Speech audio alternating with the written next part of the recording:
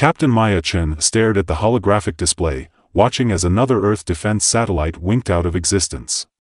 The Hegemony fleet was advancing methodically, their massive ships casting long shadows across the orbital defense grid. 3 days into the invasion, and humanity was already on the verge of collapse. "Captain, Fleet Admiral Torres is on secure channel," Lieutenant Raj Patel said, his voice steady despite the chaos around them. Maya nodded, straightening her uniform before accepting the transmission. The Admiral's face appeared, grim and exhausted. "Captain Chen, I'll be direct. The Orbital Defense Command is compromised. The Hegemony has breached our final line. I'm initiating Protocol Omega." Maya felt her blood run cold. "Sir, Protocol Omega is a last resort. We still have options. We're out of options, Captain. The Hegemony's neural disruptors have disabled half our fleet. Their technology is beyond anything we anticipated." Admiral Torres's eyes reflected the emergency lights flashing behind him. "You're now commanding Operation Firebreak. Your mission is simple: you get Dr. Eliza Wagner and her team to Installation Helios with the prototype. That's humanity's last shot." Maya glanced across the bridge to where Dr. Wagner stood quietly, clutching a secure case to her chest. The theoretical physicist looked out of place among the military personnel, but the determined set of her jaw told Maya everything she needed to know. "Understood, Admiral. We won't fail." "I know you won't, Maya." The Admiral's formality slipped for just a moment. "The Defiant is the fastest ship we have left. Use that speed. The Hegemony can't get their hands on Wagner or that prototype. If they do, a distant explosion cut him off, and the transmission flickered. They've breached the command center. Go, now. Torres out." The transmission died, and Maya allowed herself exactly 2 seconds of grief before turning to her bridge crew. "Set course for Helios. Maximum burn. All power to engines and defensive systems." Lieutenant Commander Alex Novak, her XO, looked up from his station. "Captain, at maximum burn we'll be flying blind. Sensors will be compromised." "That's the idea, Alex. If we can't see them, maybe they can't see us either." Maya turned to Dr. Wagner. "Doctor, secure your team and the prototype in the science bay. Lieutenant Patel will escort you." As Wagner left the bridge, Maya activated the ship-wide comms. "All hands, this is the captain. Prepare for emergency acceleration. We are running dark in 30 seconds." The Defiant surged forward, its experimental engines pushing the ship to velocities that strained both the hull and the inertial dampeners. Maya gripped her command chair as the ship shuddered around them. "Captain," Novak called out, "we've got 6 Hegemony pursuit craft on our tail. They're gaining." Maya cursed under her breath. "Tactical, prepare countermeasures. Engineering, can we squeeze any more speed out of these engines?" Chief Engineer Sonia Cato's voice came through the comms. "Captain, we're already redlining. I can give you maybe 5% more, but the structural integrity field won't hold for long. Do it. 5 minutes at that burn rate should be enough to reach the asteroid field. We can lose them there." The ship lurched forward again as Cato coaxed more power from the engines. Maya watched the tactical display as the distance between them and their pursuers slowly increased. "They're falling behind," Novak reported, a hint of hope in his voice. Maya didn't share his optimism. "The Hegemony doesn't give up that easily. They're planning something." As if on cue, the lights on the bridge flickered, and the ship's systems momentarily faltered. "Engineering, report." Maya barked. "They're using some kind of energy dampening field," Cato replied, her voice strained. "It's interfering with our power distribution." Maya made a quick decision. "Dump emergency power to the shields. Arm the applied materials torpedoes." Novak turned to her, eyes wide. "Captain, those are experimental. We haven't field-tested them yet." "No time like the present, Commander. Target the lead pursuit craft and fire when ready." The Defiant shuddered as it launched 2 antimatter torpedoes. The weapon streaked toward the Hegemony vessels, their unusual propulsion signatures barely registering on sensors. The lead Hegemony ship attempted evasive maneuvers too late. The first torpedo struck its shields, which flared brilliantly before collapsing. The second hit the unprotected hull, and the alien vessel disintegrated in a spectacular burst of energy. The bridge crew erupted in cheers, but Maya silenced them with a raised hand. The other ships are pulling back, but they'll report our position. Helm, full speed to the asteroid field. Let's not waste this advantage. The Defiant plunged into the dense asteroid field surrounding the outer reaches of the solar system.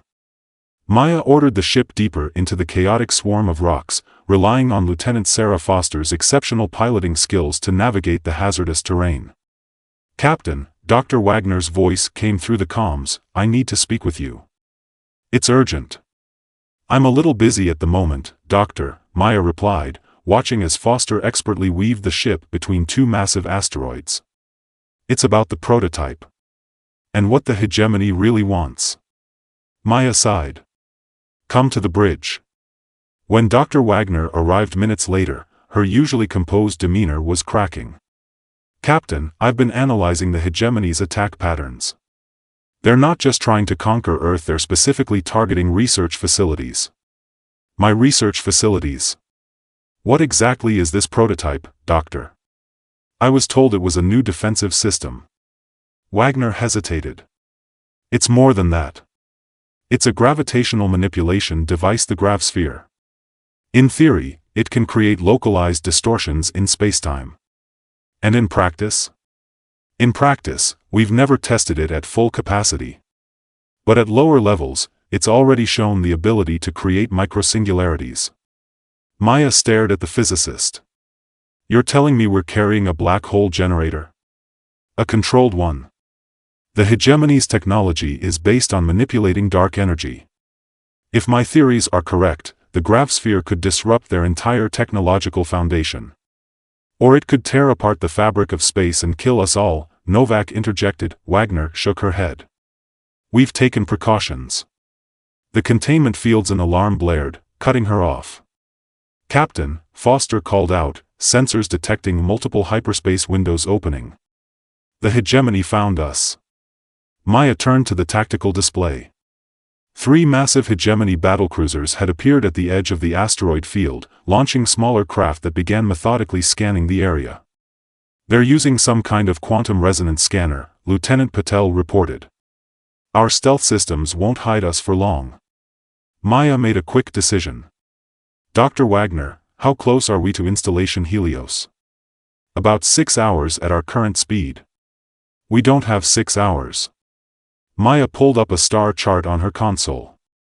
"There's an abandoned mining facility on Ceres. We could reach it in under an hour." Wagner looked skeptical. "Captain, Helios was specifically designed for gravsphere testing. The containment facilities at Ceres won't be adequate." "We don't need adequate, Doctor.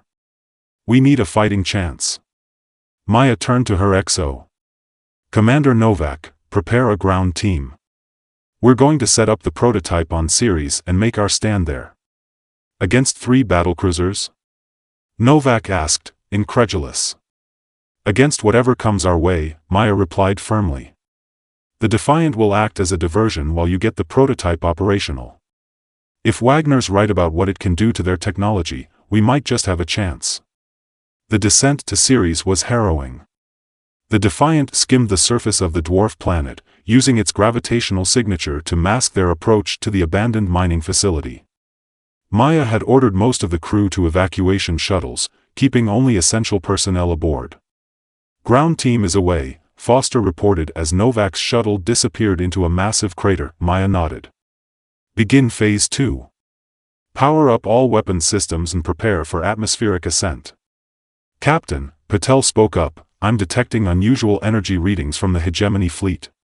They're deploying something big." The tactical display showed a massive object detaching from the lead battlecruiser, a weapon platform unlike anything they'd seen before. "That's a void caster," Dr. Wagner whispered, her face pale. "It's theoretical technology. It creates a quantum field that prevents atoms from binding. It could reduce Ceres to its constituent particles." Maya's mind raced. How long before Novak can get the grav-sphere operational? At least 30 minutes for basic functionality. They don't have 30 minutes. Maya made her decision. Lieutenant Foster, set an intercept course for that weapon platform. Maximum speed. Foster turned in her seat. Captain, that's a suicide run. Not if we time it right. Maya activated the ship-wide comms. All remaining personnel, this is the captain. Prepare for emergency evacuation. Get to the escape pods. That's an order. She turned to Dr. Wagner. Doctor, you're going with them. Wagner shook her head. No, Captain. I built the grav-sphere. I need to be here to help you use it. Use it? We don't have it. Novak took it to the surface. Wagner patted the case she still carried. That was a decoy. This is a miniaturized version, a prototype of the prototype, if you will. Less powerful, but potentially enough to disrupt their weapon platform. Maya stared at her. You lied to me. I created a contingency plan. There's a difference. Wagner set the case on a console and opened it, revealing a spherical device smaller than a basketball. It's not powerful enough to affect their entire fleet, but if we can get close enough to that void caster, Maya understood immediately. We could trigger a cascade failure in their systems. Exactly. But it would require precise timing and proximity. Dangerously close proximity. Maya turned to her remaining bridge crew. Get to the escape pods. All of you. That's not a request. Patel stood his ground.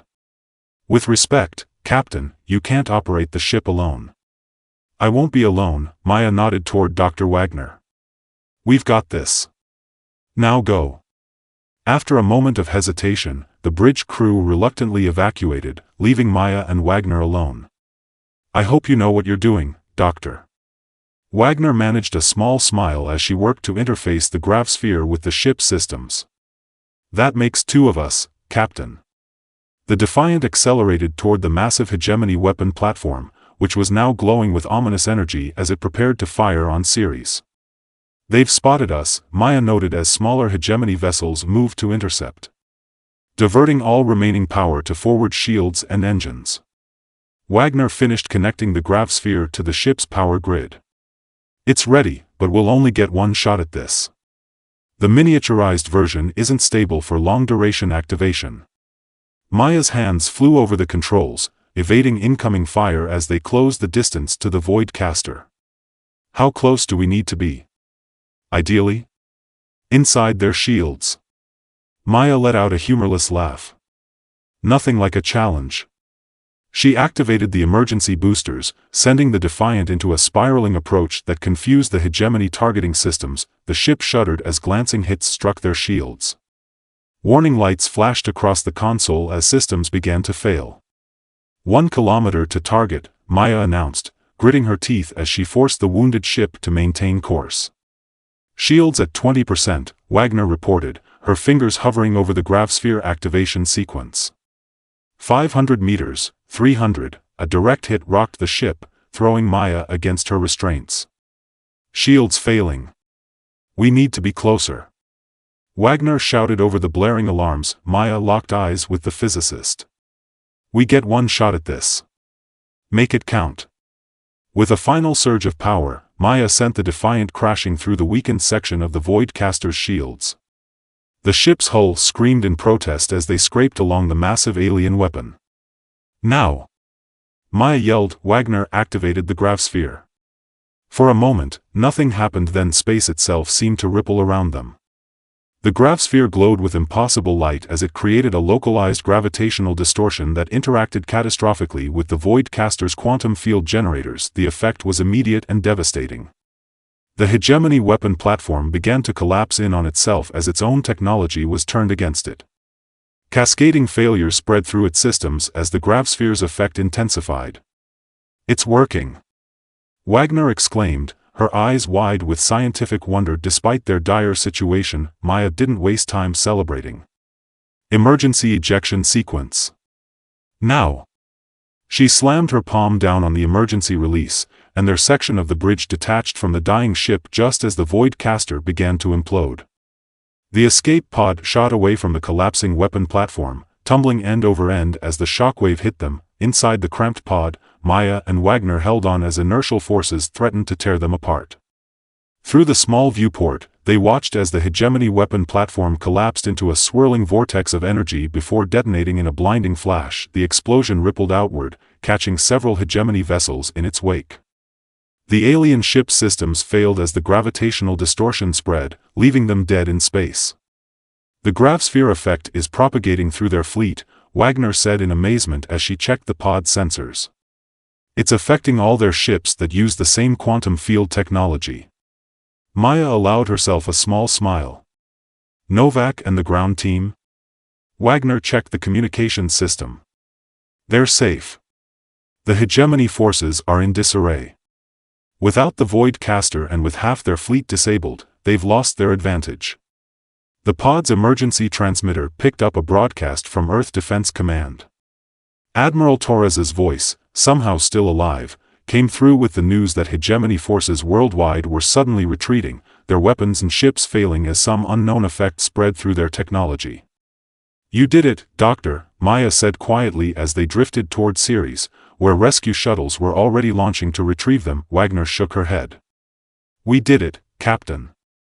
Your courage made it possible. She looked down at the now burnt-out gravsphere. The theoretical made practical through human determination. Maya gazed out at the stars and the retreating Hegemony ships. They came here thinking their technology made them invincible. They didn't account for human ingenuity or desperation. The perfect combination, Wagner agreed. When backed into a corner, humans don't just fight harder, we think differently. That's what they didn't understand. As rescue ships approached their pod, Maya reflected on how close they had come to extinction and how the impossible odds had been overcome not just through technology, but through the uniquely human traits of adaptation, sacrifice, and the refusal to accept defeat. The Hegemony had learned what would soon become the first rule taught to spacefaring civilizations throughout the galaxy: don't touch the humans. They'll find your weakness, exploit it, and turn your own strength against you all while flying by the seat of their pants. 3 months later, Maya stood on the observation deck of the newly constructed Earth Defense Headquarters, watching as ships from a dozen alien civilizations arrived for the peace conference. The Hegemony, its military might shattered and its technological advantage neutralized, had been forced to recognize Earth as a sovereign power. Commander Novak joined her at the viewport. The Hegemony ambassador is requesting to speak with you before the formal proceedings begin. Maya nodded. I suppose I should hear what they have to say. In a private conference room, the Hegemony ambassador, a tall, arthropod-like being with iridescent exoskeleton, regarded Maya with compound eyes that betrayed no emotion. Captain Chen, the translator, rendered its clicking speech into English. The collective intelligence has analyzed the events of what you call the Battle of Ceres. We still do not fully comprehend how a technologically inferior species managed to defeat our most advanced weaponry. Maya smiled slightly. Perhaps that was your mistake, measuring advancement solely by technology. What other measure exists? The ambassador inquired. Adaptability. Creativity. Determination. The willingness to risk everything on an untested theory because it's the only chance you have. Maya leaned forward. Your civilization has had interstellar travel for 10,000 years. You've grown comfortable with your superiority. Humans have been reaching for the stars for less than 2 centuries. We're still hungry, still evolving, still learning. The ambassador was silent for a moment before responding. The collective intelligence has added a new protocol to our military doctrine. It translates roughly to, when encountering humans, conventional strategic assessments must be discarded. Maya couldn't help but laugh. I'll take that as a compliment. As she left the conference room to join Dr. Wagner and the Earth delegation, Maya reflected on humanity's place in the galaxy. The Hegemony had come expecting an easy conquest and found instead a species that refused to follow the expected script of defeat. In their desperation and ingenuity, humans had not just survived, they had changed the rules of the game entirely, and that, perhaps, was humanity's greatest strength. When the universe said, impossible, humans said, watch us. The stars no longer seemed so distant or threatening. They were simply the next frontier for a species that had proven, once again, that its spirit could not be measured by any technology, only by its boundless determination to prevail against all odds.